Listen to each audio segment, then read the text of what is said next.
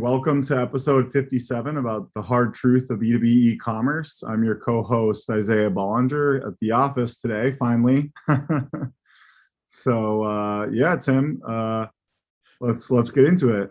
Let's dive right in. Thanks to all our listeners for sticking with us. I heard from somebody this week who claims that they had listened to every single episode, which is remarkable. I know a lot of people have listened to a bunch of them, but to have listened to all of our 56 prior episodes, good for them. Thank you. And I also like to give big shout outs to our sponsors. Our first sponsor is Punch Out to Go, a global B2B integration company specializing in connecting commerce business platforms with e-procurement and ERP applications.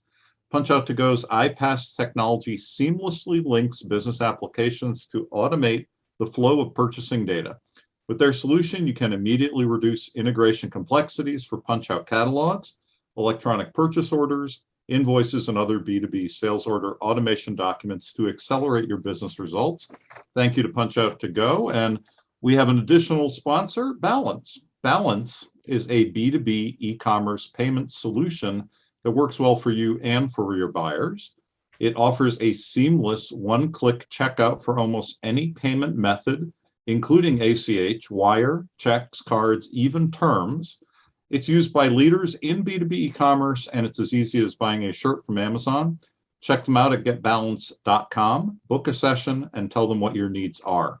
They are the first dedicated payment platform for B2B e-commerce. 100% tailored to your needs. Thanks again to our sponsor, Balance. And again, this is Timothy Peterson, episode 57 of the Hard Truth About B2B e-commerce. Isaiah, I would love for you to introduce us to our guest. I can't wait. Yeah, no, this is really exciting. I think we're going to have some unique topics today that, I was actually shocked to find out how much is involved in this kind of company. So pleased to introduce Stephen Javor. As you said, there's many ways to pronounce your last name, who runs, quite a bit of different aspects around e-commerce at Schneider Electric. Particularly what was interesting from our conversations is that you guys have a pretty big focus and effort around helping your distributor partners with e-commerce. So in a sense, you're almost helping them become better at e-commerce because you guys have it down in your own respect, and there's value in helping them get better at it too. So tell us about your role, and I know it's not just that, but sure. So I'm the the e-commerce director for North America, basically United States and Canada. Reporting to the global team. So I help take the global strategy that we have for e-commerce and then sort of help influence and execute the strategy in the US and Canada, making sure that we're aligned globally and that we're able to share resources and best practices and set targets and then work with each other, making sure that we're moving all in the same direction. Which is interesting because the geographies are very different. The way e-commerce works in Asia is different than the way it works in North America, which is a bit different than the way it works in Europe from a Schneider perspective. But I've been with the company for about 7 years. I've been involved in digital since the very sort of beginnings of the World Wide Web. I had my first job in 1995, building a website for Canada's telecommunication giant Rogers, who you may have read in the news is going through its own version of Succession. If you're a fan of the HBO show, I am a fan. Recent fan, just started. So started there, but have worked for a number of national and multinational companies. Have had all kinds of very crazy various experiences. I remember putting up my own, working with putting up my own e-commerce site in 1997, which was a hilarious endeavor. Was it on GeoCities or Yahoo stores? What was it on? We actually went down into there was a company in the Boston area. I can't remember what they were called. They were sort of putting together a platform at that time. It was very confusing, and well, even though we built this, we quickly realized that there wasn't a comfort level with the customers to put their credit cards online. So it was a very challenging, PayPal was just a starting. very challenging time, but great learning. So- But since then, I've done a bunch of things. But recently, with e-commerce, I've worked on the global team. Also spent some time in Europe, working 2 years in Europe, helping open up different geographies for Schneider with our e-commerce channel partners there. And then I was in the U.S. for a couple of years as well. And now I'm back in my hometown of Toronto, but still managing the U.S. and Canada from the global port. Just a quick question for you about Schneider. So I've been connected to Schneider in various ways over the years with some of my clients, and it's enormous, right? Schneider is like over 100 years old with over 100,000 employees. Could you just give a tiny summary about where how did Schneider start? I mean, anything just so our listeners understand the enormity of it all. Yeah, it was kind of interesting because Schneider has been it's a French company, though it comes from that part of France that has been sort of trading between France and Germany, depending on what you're in there. It's about 200 years old, but it is, though it sounds like a German company, it's actually a French company with headquarters in Paris. But it is a truly globally matrix corporation. So I would say we have 3 headquarters. We have the main headquarters in Paris, but we also have a very big headquarters in Boston as well as in Hong Kong. But we are focused in the electrical distribution and energy management. And our offer is a combination of products, systems, and software and services. With us really being a product company and then moving into systems and software and services to help manage energy. And we basically focus on about 4 different segments: buildings, data centers, infrastructure, and industry. And so you may know us better in the US as Square D, which is a very popular breaker and panel and load center brand. But we have a number of different brands globally. But we're really focused on, again, the residential space in the U.S. and Canada, and we're just started bringing out some wiring devices, switches and light switches and things like that, which is sort of a first. We also have UPC is our one of our brands with secure power.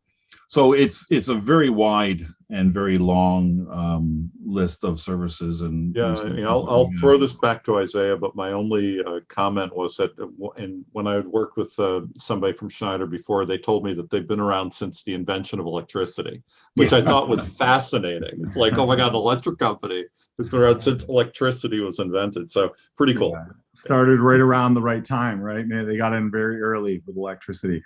Absolutely. But yeah, I think we should come back to geography. I mean, you guys are very global, so I think there's a lot to talk about there. But honestly, I think we're going to end up spending the whole time talking about global and we won't get back to the other things. So I want to, because I think a lot of our listeners are in North America and probably the majority of the people that see this podcast. So specifically around North America, it sounds like you guys, and it's interesting that you guys have taken this approach versus, like, I guess maybe someone like a Tesla, who's also kind of a more modern or more newer, I won't say modern, but much newer kind of somewhat electric based company, right? In terms of they're very direct to consumer, right? Like you can buy on the website. You guys have chosen in North America to really focus on partners and distributors. Is that something that you guys felt strongly about because of the complexity and the number of products, or is it just because it's been that way for so long that made sense to be the focus? Or I guess I'm curious to hear, like, what was or if you know why that North America particularly was much more distributor focused and other regions are direct to consumer. I would say it's sort of mixed globally. I mean, we have channel partners depending on the geography, but North America, because we are primarily and have always been in the U.S. a B2B company with most of our products. Selling to electricians, and of course, when you're selling electrical products, these are things that are quite complex, right? Mm-hmm. And so you want to make sure you're able to get the right product in the hands of your electrician or your contractor in the right way, because if they make a mistake on what they order, fires can result. So, Yeah. we've been very focused on maintaining our channel strategy in North America, in the U.S. But that said, we've always recognized the DIY market, and have had very long and strong partnerships with Home Depot and Lowe's, and others on the sort of B2C side. Sure. And now we're seeing the emergence of the prosumer, the sort of do it for me type of individual, and also the smaller electricians that are really active and growing, Home Depot, and so we're very active in supporting that. But I would say that the change really came for us back in about 2013, actually around the same year I joined the company. That our CEO, really from a manufacturer standpoint, said, look, we have these really great relationships with our partners, but we really don't understand the end customer. We need to be really focused on the end customer. So we're going to start really, working to drive, demand from the end customer to our channels, right?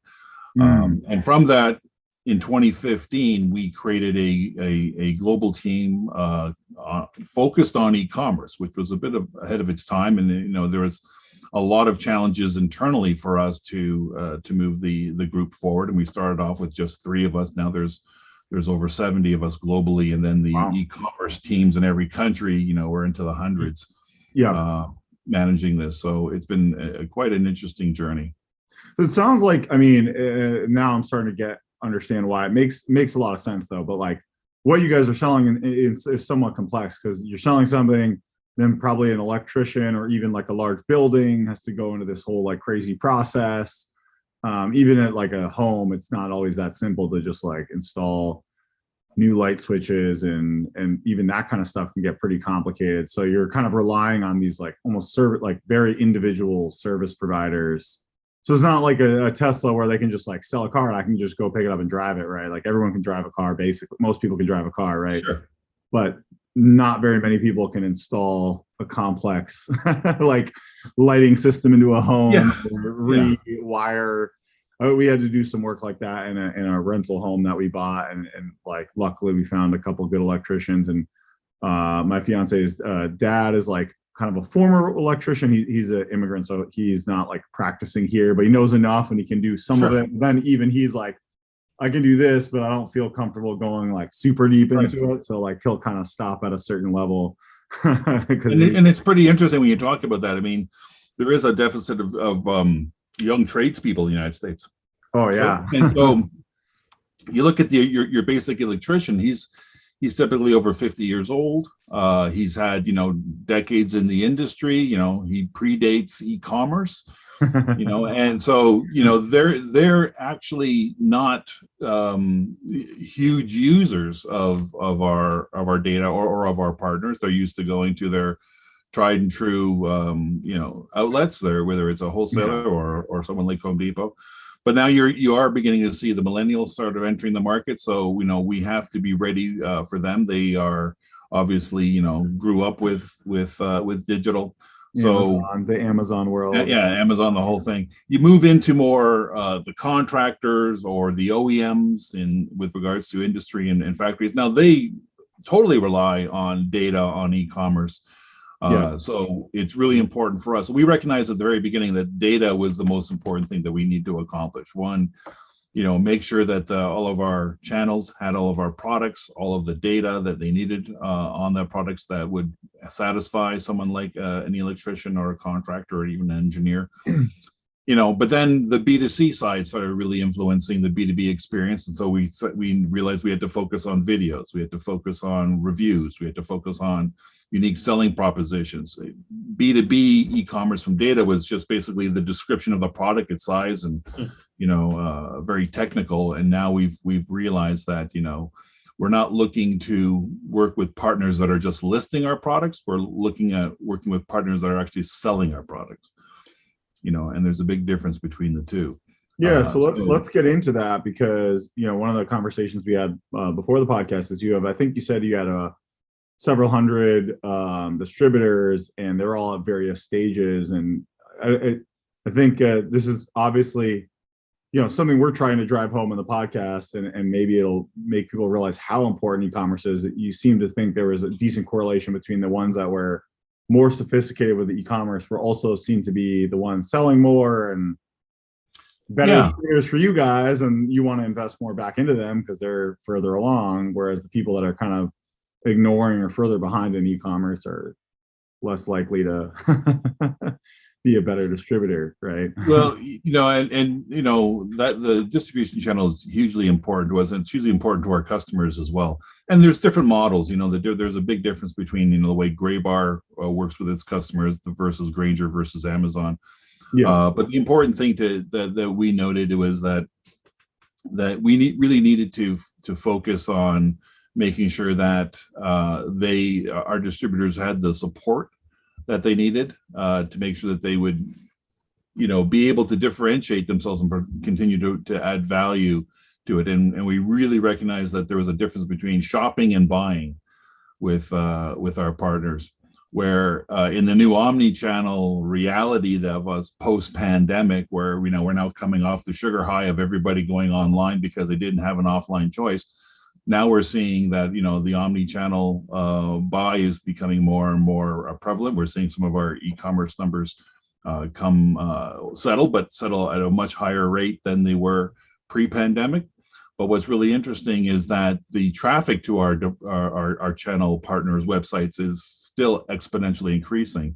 And so that sort of led us to the statement that we weren't the original ones to say it, but we totally believe in, is that the customer is loyal to the experience and that whole omni-channel experience. And what's now become more part of the day-to-day of that omni-channel experience is the online experience, where with the supply chain issues that everyone's going through, where our availability is trumping price, especially if you're working in a trade where you need to have certain products at a certain location for a certain amount of time. You'll pay more if you can get the job done, because the job is probably worth a lot more than absolutely $10 more for like a light switch or whatever it is. I'm making that up. But so I have a question about your relationship to. So I've worked with people in plumbing and a few other areas. I also worked for an LED lighting company for a while.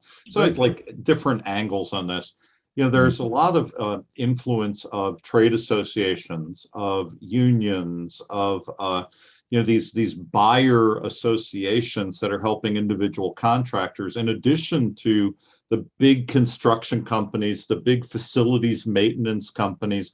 Can you talk about how you kind of navigate all of that world? Because that was kind of eye-opening to me to understand, each of these different groups and, wanting to have a certain authority or buying power or recommendation. So how does Schneider deal with all of that? Well, we consider them partners. I mean, we work with IDA and we work with the NAW. These are both the industry associations in the electrical sphere, and they're, we're very directly involved with them. We're on their boards and things like that, and we respect their role in the industry. For example, we work with them they have their own data syndication capabilities. So we make sure that all of our data is up to date in how they syndicate the data to their customers, if they're sort of a buying group like the IDEA.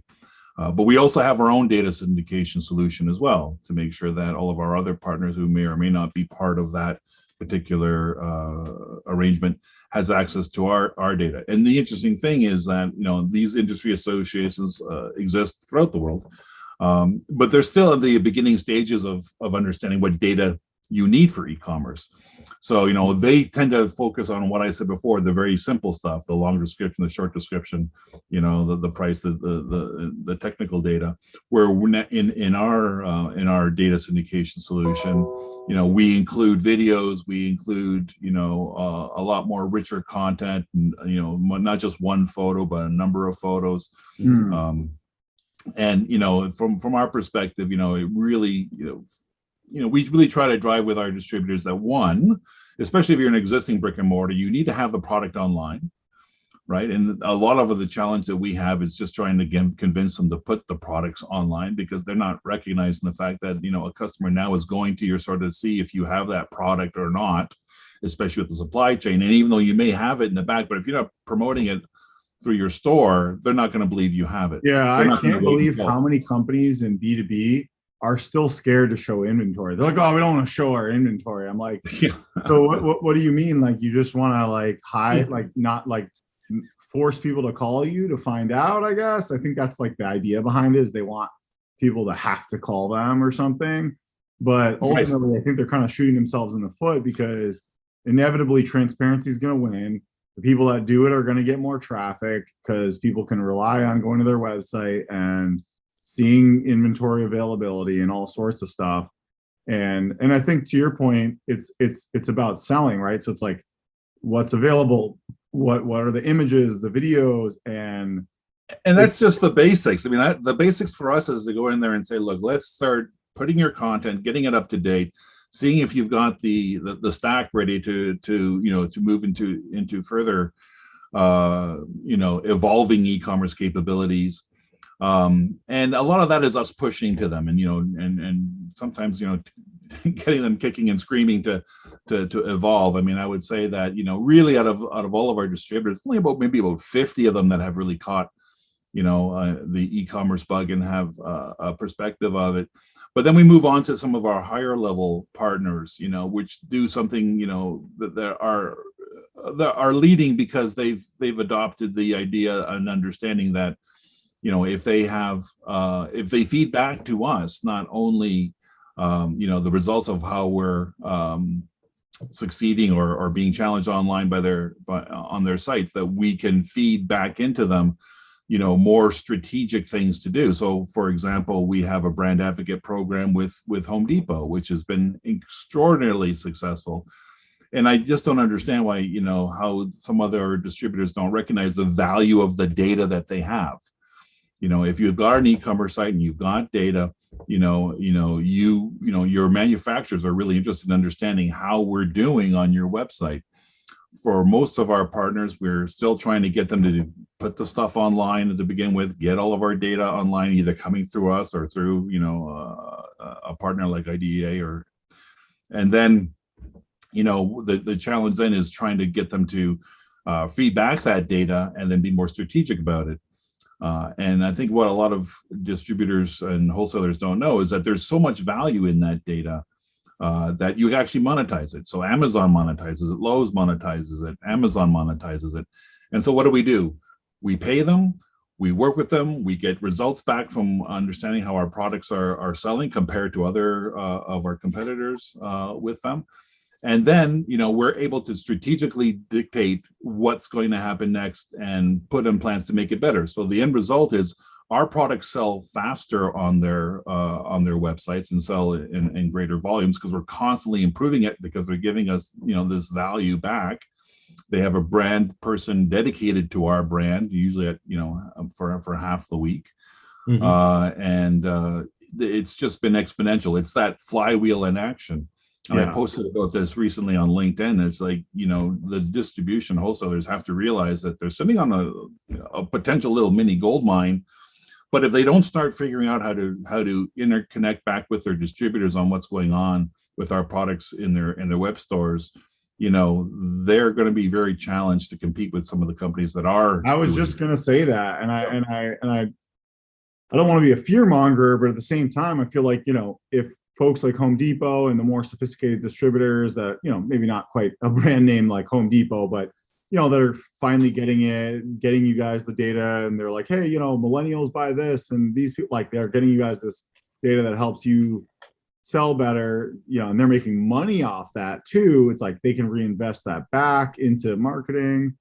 And then, the guys that aren't doing that, they're just going to fall so far behind, and I think what also people don't realize is you're accumulating kind of this like technical debt and product process debt. Like, they assume that, just like, we get this all the time, hire Trellis and, Trellis will figure everything out. It's like, well, we can't, like, they don't realize that like managing all their product data and getting that organized is like, that's separate from like doing the development and doing the design and doing, like, there's so many different components to this. And if you don't invest enough into it and have like the infrastructure, and you fall further and further behind, I think you're going to get to a point. I think Brian Beck says this in his book, like, you just won't be able to catch up. I don't know when that day will be. It could be. And we're seeing consolidation. We're seeing, we're seeing distributors being bought up by more progressive distributors, and we're even seeing, recently, companies recognizing that they may not be able to catch up on e-commerce. They're buying distributors that are actually further ahead. Yeah, which is smart, actually. I think that's pretty smart. Yeah, which is smart. Let's buy the resources, because resources are a big issue. I mean, we spend a lot of money globally and in each country, trying to put up different rewards for our distributors to engage with us with e-commerce. So we have a digital rebate that we offer to our distributors, saying, if you meet these 4 very basic things, have 5,000 products online, have our selectors online, engage in sharing reporting with us, you actually get, a rebate, which is a check to your bottom line. We have funding that we work with, which is our manufacturing marketing funds, which we dedicate to e-commerce with our distributors, saying that, at least 25% of this funding will be granted back to you as a repayment, but it's got to be dedicated to digital. We are creating a lot of solutions and selectors and APIs and connecting our website to their websites with Commerce Connect to engage with the end customers better, give them access to through an API to our product availability, so they never be out of stock, so to speak. So we are very progressive in trying to work with our partners to help them facilitate the growth of their e-commerce. And this has been a global priority for us for a number of years. So it's kind of funny, when the pandemic happened, we were already sort of structured to respond to that. And we've seen that our distributors, have had to respond to it as well. But it really comes down to their governance structure. When I start working with a partner, I like to know, is e-commerce part of the CEO's mandate? Do you have visibility right to the top? Are they willing to invest? Because one of the big issues that we see that they're having is just trying to find the resourcing. The e-commerce knowledgeable worker these days has got a plethora of places where he can go work. Why would he go work for a B2B company if they don't have even the basics that these it's almost an impossible job. Like, do they have the stack? Do they have marketing automation? Do they have a CRM system? I mean, well, you brought up a couple really hot topics that we're very passionate about on this podcast, and so I'll bring up 2 of these really quickly. I mean, one of them is that what Isaiah said, like, about Brian Beck, and there are a lot of folks, like there's a guy named Pablo Pazmino who said this as well, where you will fail at some point, you will disappear at some point if you don't take action, and the window keeps getting tighter and tighter, right? Yeah. You can't, if you sit still for 3 years or whatever the number is in certain industries, it's too late, right? You've got to just keep moving and seeing what you can pick up, how quickly you can pick it up, how much it can change your business in order to keep up, and then you have to do even more to stay ahead. And that's one thing. The second thing that's really critical is what you just said about, keeping people in B2B, training them. So there's a lot of discussion about, certification programs and education, and getting people kind of tracked into this world quickly enough. And so, we're involved in, some of these discussions. There's we can't really reveal much on it yet, but there's a university and, variety of other programs to get online certifications about these things and track people into B2B in particular, because there's so much need and there's so much opportunity, right? I mean, it's just an incredible world to be in. Yeah. So I want to ask one more specific thing, because just to explain in summary, you kind of alluded to a lot of things, but I wasn't sure if you covered everything. What is maybe the 5-10 main buckets of things that you guys are willing to do to help your distributors? Like, you have the rebate, you have you just will give them advice, which is a lot of value. I think that people don't realize how much value talking to someone like you as 400, you can see like everything across 400. So you kind of see, right. So there's a lot of value in that. So can you just kind of summarize that? I don't want to make it too long. Yeah. I mean, first,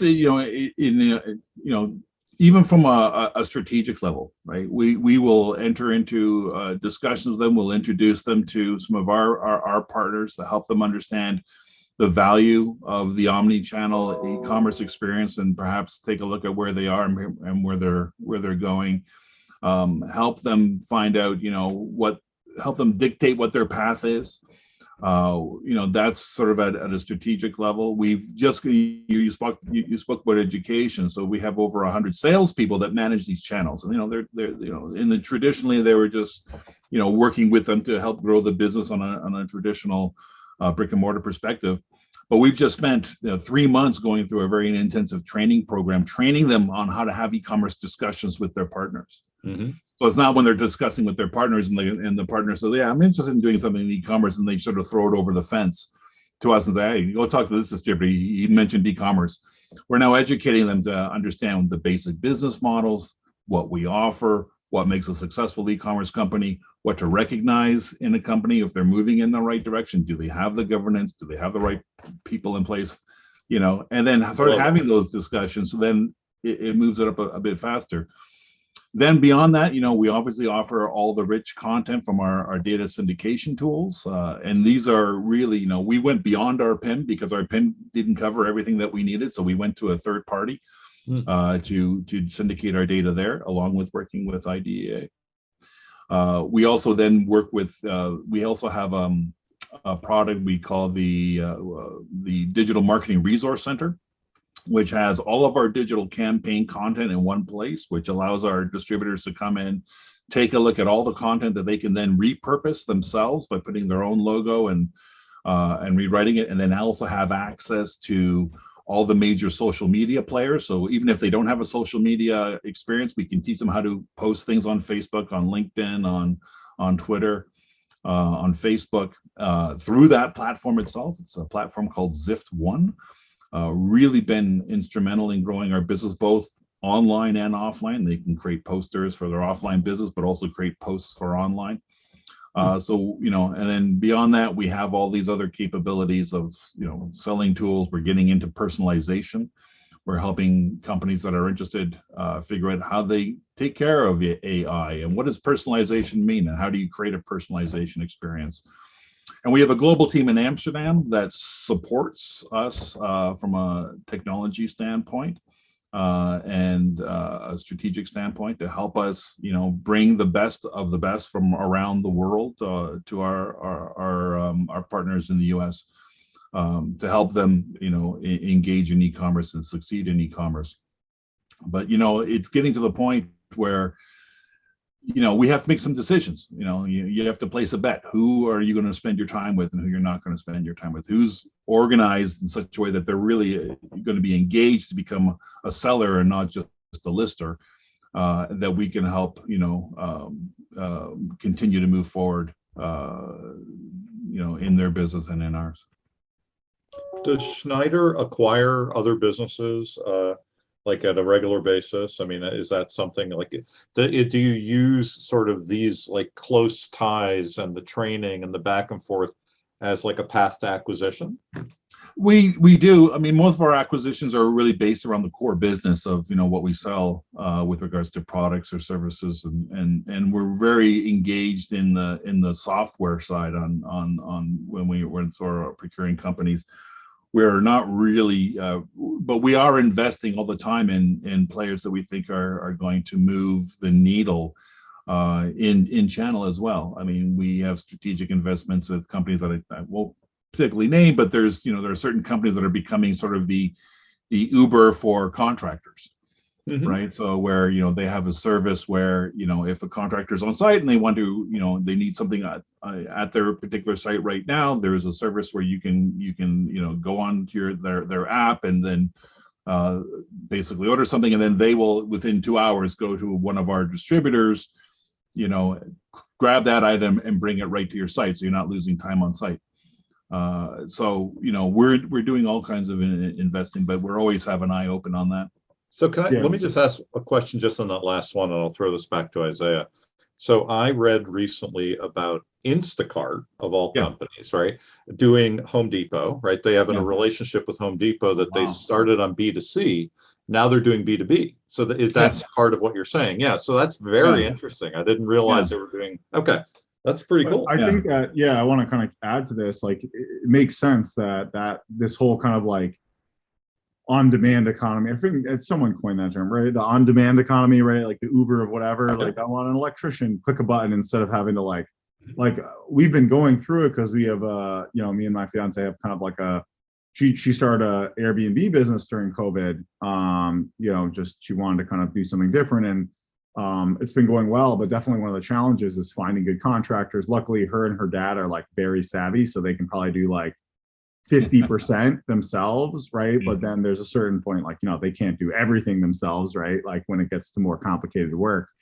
So finding those contractors, especially in New Hampshire, which is not like Boston, right, is hard, right? Like there isn't, she found an app for cleaning. So there's cleaning service on an app, but some things are not quite app level and everything. But I think we're getting towards that where it's going to be these marketplaces of services, right?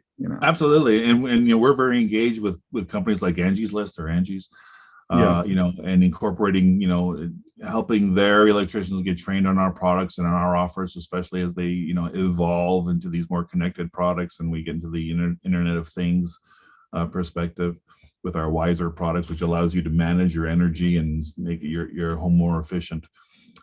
So it's really important for us to make sure that we understand that the service side of the business is really, really key to our success. And then working with our distributors who have to really understand how to monetize their value systems by taking a look at all the different things that they do and make sure they're promoting that online, whether it's the kitting or the organization that they're doing. You really need to be sure that you're part of the value chain if you're going to exist, in the next 5 to 10 years, especially as we see the markets evolve and to these, especially we're seeing all kinds of interesting marketplaces open up that are segment based, that are providing different values for their particular segments. So we're trying to keep an eye on all these things. And even though I've got 20 plus years of e-commerce experience, and I teach at the University of Toronto, I teach e-commerce there, I still consider myself a student.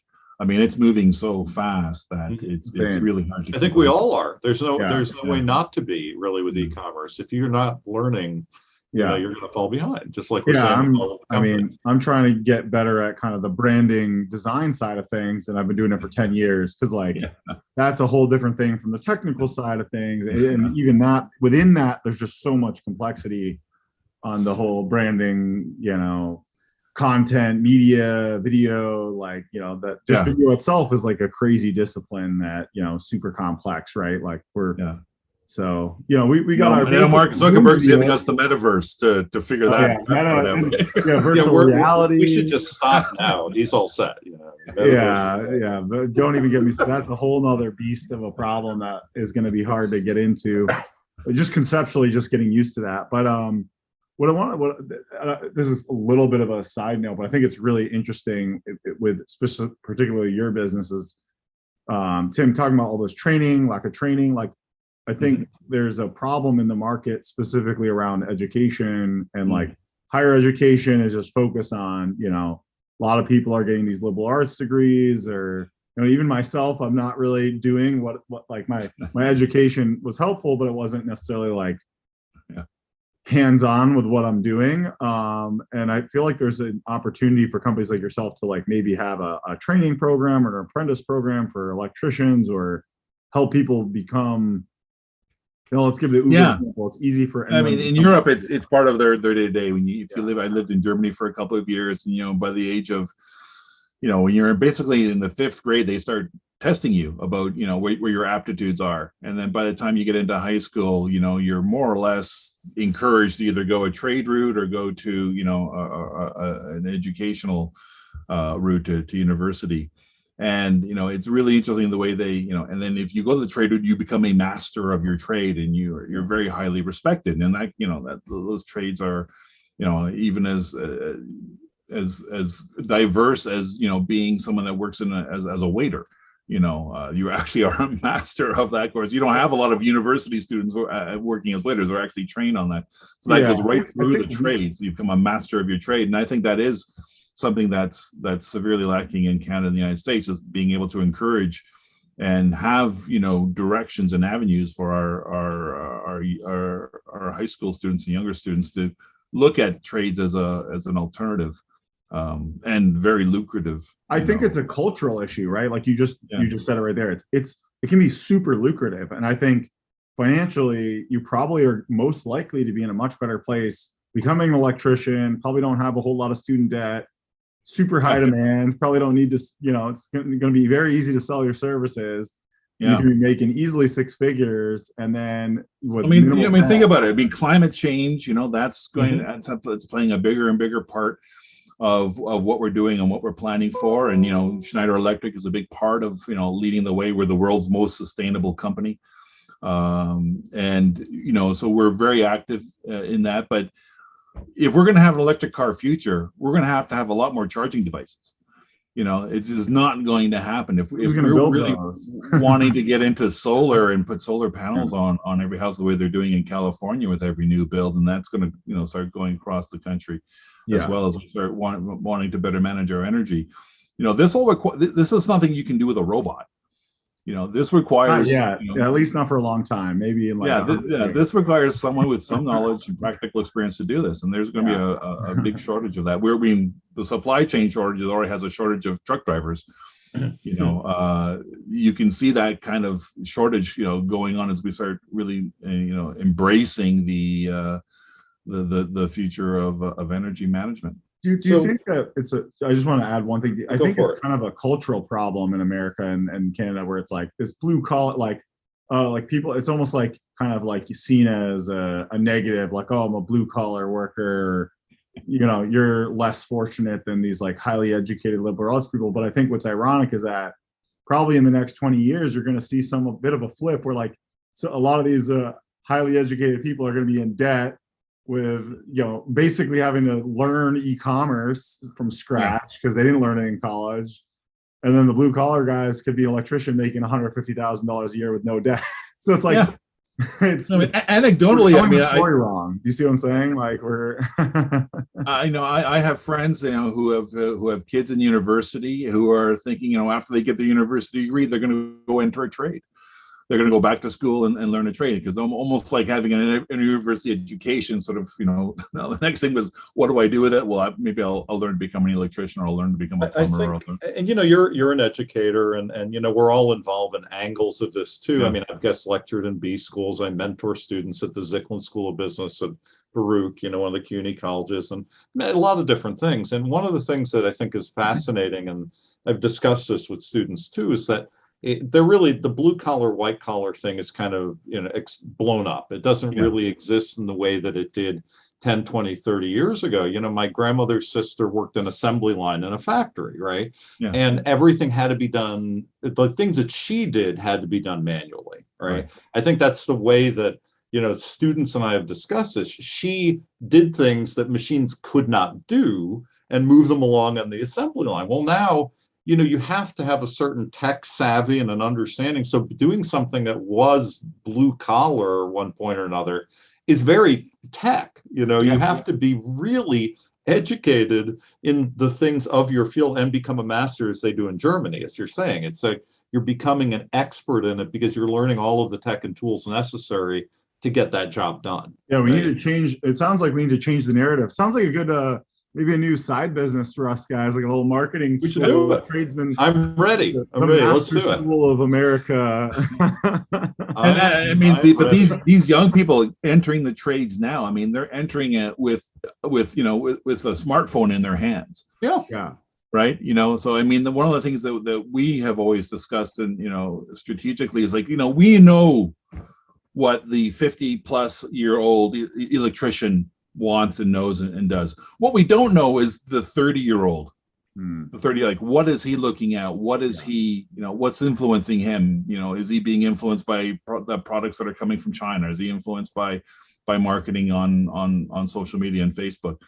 So it's a bit of a challenge. The 20-year-olds are even, the 22-year-old, or potentially if they don't go to college and become a tradesman at 20, that's a whole, like, I would even say that it's gotten so crazy. I'm in my 30s, so I still don't have TikTok, right? So like, I don't have TikTok. I deleted Snapchat because I was just like, got Instagram, I've got Facebook. LinkedIn and Twitter are kind of my main ones. So like, I think there's even a big difference between my age and the 30s, and we grew up early internet. So it was like early internet, but it was like pre-social media. Social media became big in like college for me. It was like not really much of a thing in high school for me. So or like just was starting. So I wasn't really doing much on social media in high school. And so I think, but now these like 20-year-olds it's like a whole nother level, Yeah. and those guys are potentially, if they don't, you could be 18 and become obviously you can't become an electrician instantly, but they could go straight to becoming an electrician or a plumber, right? Like I'm not sure, what do you think, 2 to 4 years? I'm not sure what the time frame is, but these guys could be 20 years. They might be a junior level under like a company, but they're making money at the same time, right? That's like a whole nother level. That's the thing about being in the trade. I think one of the most eye-opening things I had heard a while ago is a friend of mine that was a marketer at Home Depot for a long time, and was kind of there through that transition from when, remember, they used to have a catalog, all this stuff, right? So I was there for quite a while, really got to a senior level. And they said that one of the biggest eye-opening things for them is when people would get on their smartphone out in the field and send photos, to like customer service and say, how do I find this? Right. Yeah. And the customer service is like, I don't know. Like, what is this? There's no part number. What I do? But it was hugely eye-opening. It's like, well, we've got to deal with this. Like, did Google Lens exist at that point where you do the image search? I mean, I don't know, but it became a fascinating thing that accelerated their innovation because they were just all of a sudden inundated with like construction folks in the field saying, I need this. Yeah. They can take a photo of anything in real time, a video, a photo. Yeah. And we've done that. We've got image recognition apps very early on where, we've allowed it to be part of the distributors app if they have it, where they can take the app and through the phone be able to point it at an electrical system and determine what is it they're looking at. And the challenge with that is that it's great for the products that we have available now, or the stuff that's good. But most of these people are pointing at products that are 15, 20 years old, contactors and relays and stuff like that may have been worn off. And it's to go backwards and being able to find the original images or create those images of products we don't even build anymore. We don't even So what do you do? What do they do? Replace it with something new, or how? So that's the idea, is that if you have something that's broken down, you go point your phone at it, it'll exactly tell you what that product is, and then we'll link it to the distributor's website so that they can configure it exactly to order it to have it replaced the next day. But it's a new product, right? So it could be a new model. Yeah. So you've got an old product. How do you get a new product that doesn't, your old product doesn't exist anymore? Here's what the replacement would be by just pointing your phone at it. And it's, it's still very early stages. It works in the industrial side. But we're having to go back and create 3D models of our older products so that it'll recognize it through this particular recognition. Do you do live stream commerce? Pardon me? Do you do live stream commerce yet? No, not yet. I mean, I might be talking out of turn in China. They may be doing that. We're seeing a lot of companies in Asia are. You're absolutely right. That's where it's starting, and we're beginning to see that happening here. But I think that brings up a great point that there is still we talk about the influence of social media and TikTok and Instagram. But there's still a need for influencers for these younger trade people.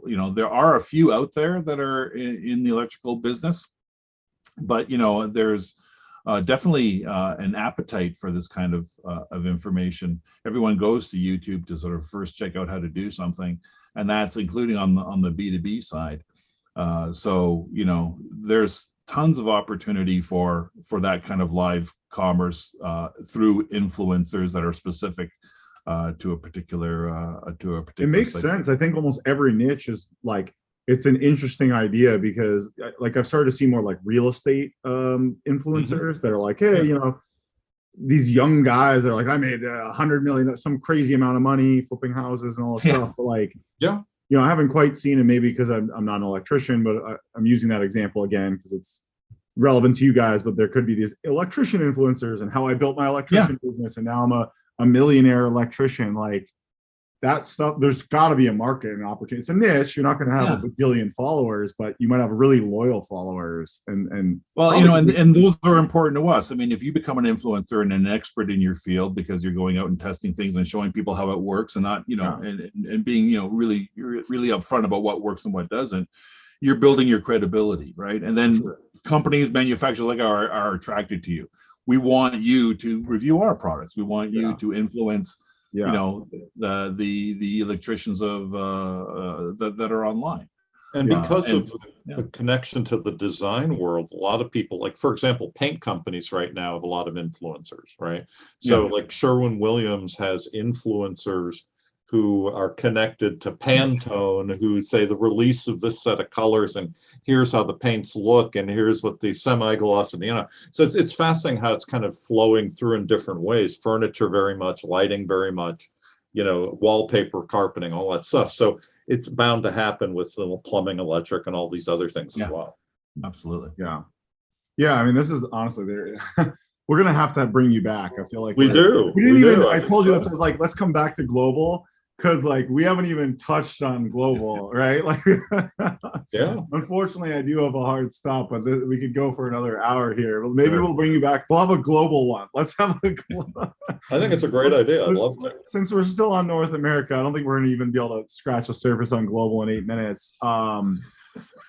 What are, you know, we haven't really gone that technical. I think that's why this is such an interesting conversation. But let's just, you know, for the classic explanation, what are you seeing, you know, maturity wise? Like, you have the Grangers of the world, right? And they're probably at the higher end. Like, forget Home Depot and Amazon, they're a whole nother level. I don't even want to, they're like, they're so far ahead of most people that it's like, then you have kind of like, I'd say a level below of like the Granger, maybe not quite at Home Depot, Amazon level, e-commerce, but they're pretty sophisticated. They invested millions of dollars. Yeah. So those guys are fairly custom, or are they using platforms like you know, Magento or SAP? And then going down a level, like I'm curious what you kind of seeing in the market on the technical side, and what you might even, you know, it's still all over the place. I mean, you know, even getting, you know, so we when we go through our channel partners, we kind of try to understand, and we try to place them into one of 3 buckets, either in the novice bucket, just opening up their e-commerce site, just sort of getting started, you know, getting the basics done. So with them, we're going to concentrate on making sure that they have all the content, right? That they've got all the content, the images, the descriptions, and do some experiments with campaigns and on social media.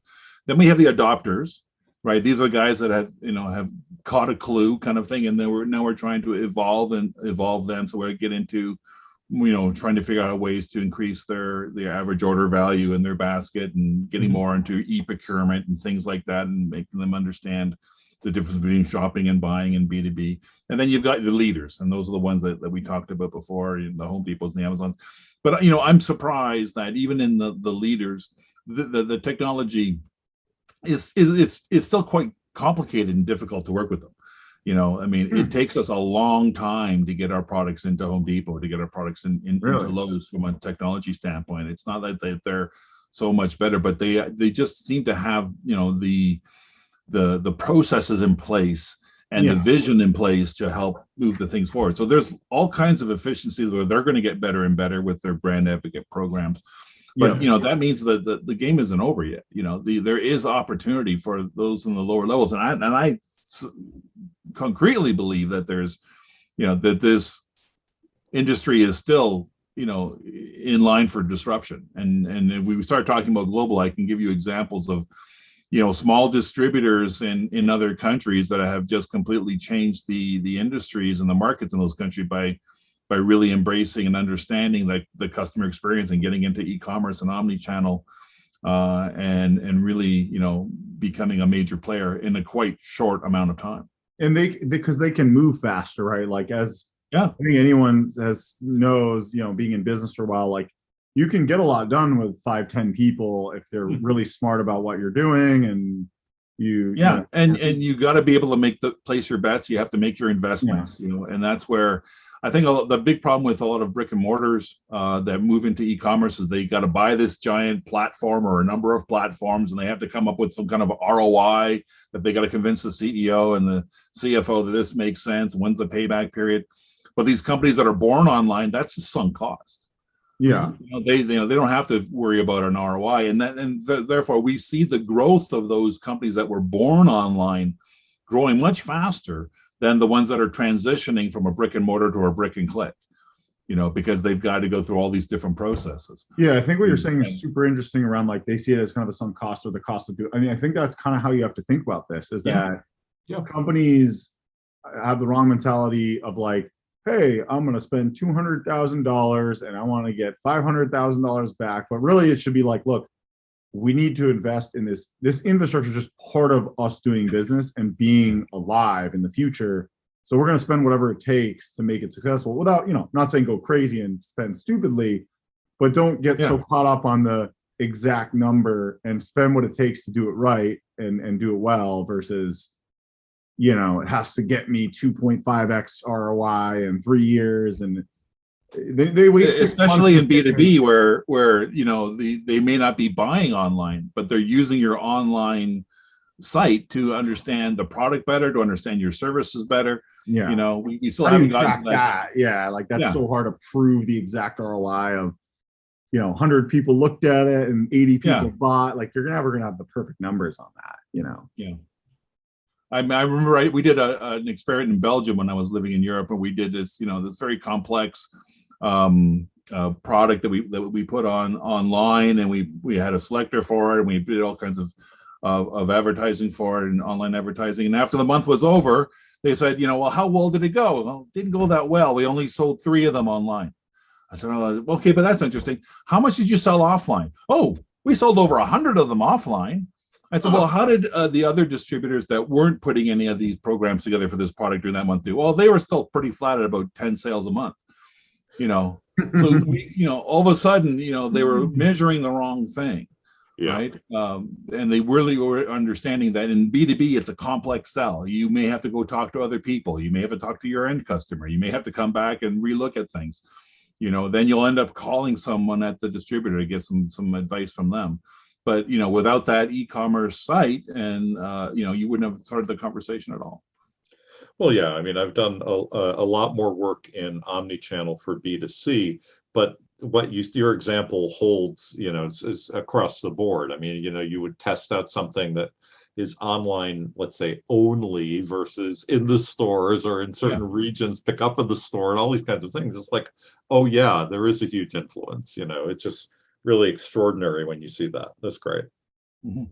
So, and I don't know how much you're allowed to talk about this, but just for perspective, and this is just anecdotal because it's not 100%. You never know the real story, but like, what are the platforms that you are seeing correlated with more success? Let's call it more of the mid-market. Like I like that mid-market disruption, the smaller guys, the $100 million distributor that has a chance to like really do something and compete against an Amazon or Home Depot in a specific way, right? Not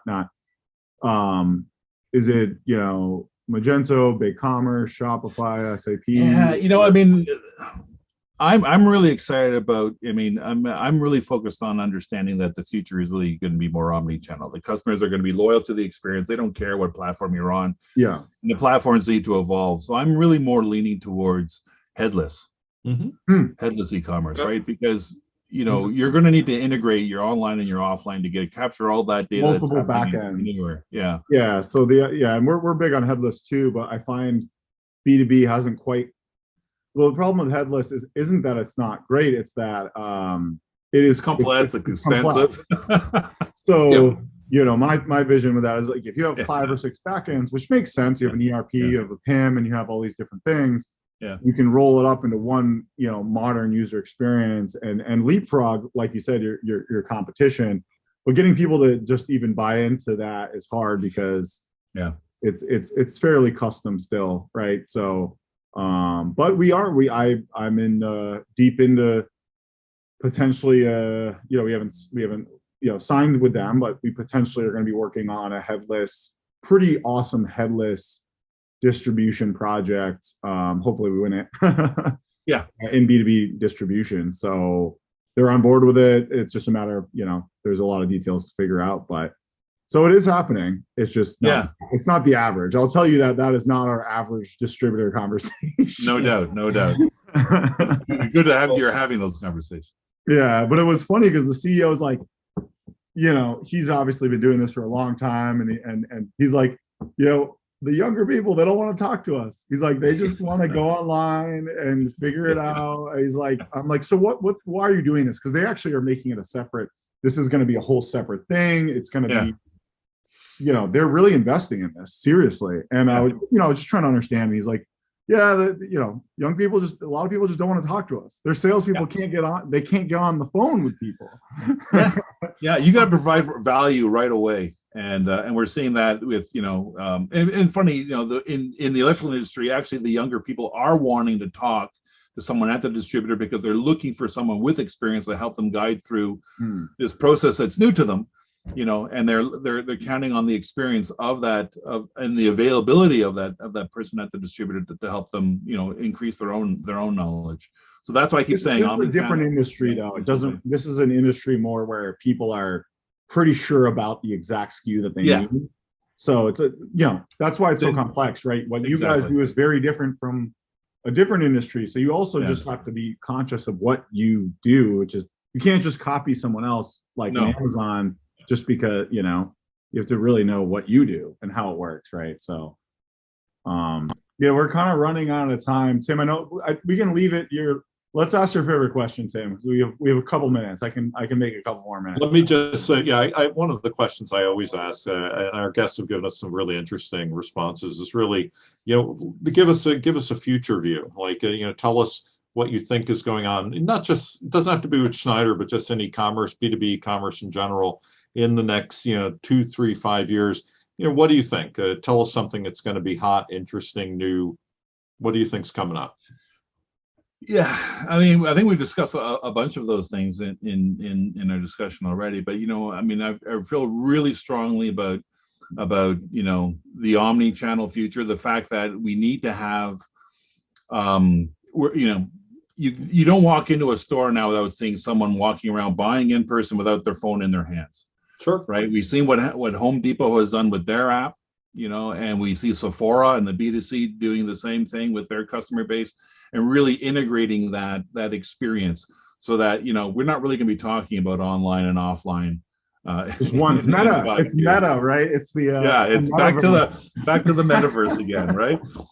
So I kind of agree with that though. Like the more I think about it, like I agree. It's like we're going to live in this kind of like online, offline, virtual reality mix of things, and at some point it's almost going to be hard to tell the difference, right? I always say like, you know, to go in and buy the Amazon Go store, like, is that e-commerce? Because you're buying, but it's right? You know, I mean, like, we all laughed at Mark Zuckerberg when he bought Instagram for $1 billion back in, you know, 2010 or 2008, and then that ended up being the best investment ever.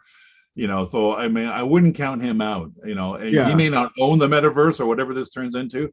But I think that sort of integration, especially with, you know, with the millennials and the Gen Zers, you know, growing up in this environment, and as we get better at making it more efficient and in providing that better experience. If I go back to customers are loyal to the experience, you know, they don't care about, you know, really a lot of the times, you know, the theoretical underpinnings of the technology. Does it work for me? Do I get where I need to go?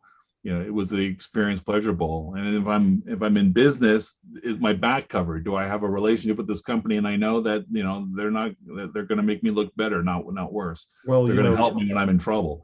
I think you captured it well. I mean, we had another guest said something similar to, and it's really like, you know, it has to match what those customers are doing in their lives, right? Yeah. You know, you have to match the experience to the experience that they have in their lives outside of what the company is doing. So, you know, I'm not riding a donkey to work anymore, right? I mean, it's just like, you know, so you've got to do certain things. Well, there are people in the world that may be doing that, so that's why we're living in this crazy time, right? That's true. I shouldn't diss those folks. I shouldn't diss that. Sure. But in America, you know, North America, which are, we'll have the global talk next, right? But this was sure. Awesome. It's coming up. It sounds like experience, right? If we could take away one thing, is the B2B commerce is like the focus now needs to be on experience, and that is maybe digital or offline, but combining this overall experience. There's not enough thought going into experience. You can't just be, you know, people come to our store and buy or call us up. Like that's not enough anymore. You got to like, what is the ideal experience? Right. And it's more than just the old way of doing things 20 years ago, right? Yeah.